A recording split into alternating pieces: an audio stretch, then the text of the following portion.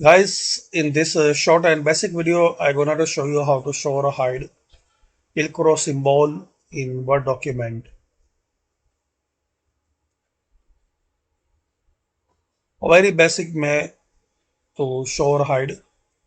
Press Ctrl Shift and Star to hide it.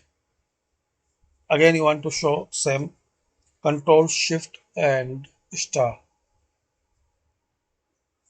So Star you will see the on the key number 8 on the keyboard.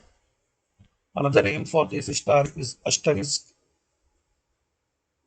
Another way simple in the home tab, you can show or hide it easily. That's it. Thanks for watching. Comment this video useful for you. Hello friends. In this video, I will show you show or hide Pilcrow symbol in Word, PowerPoint, Excel. Same method. Press Ctrl Shift and Star to show or hide it. Ctrl Shift and press key number 8 on your keyboard.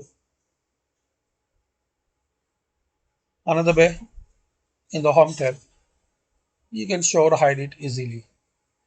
That's it. Thanks for watching.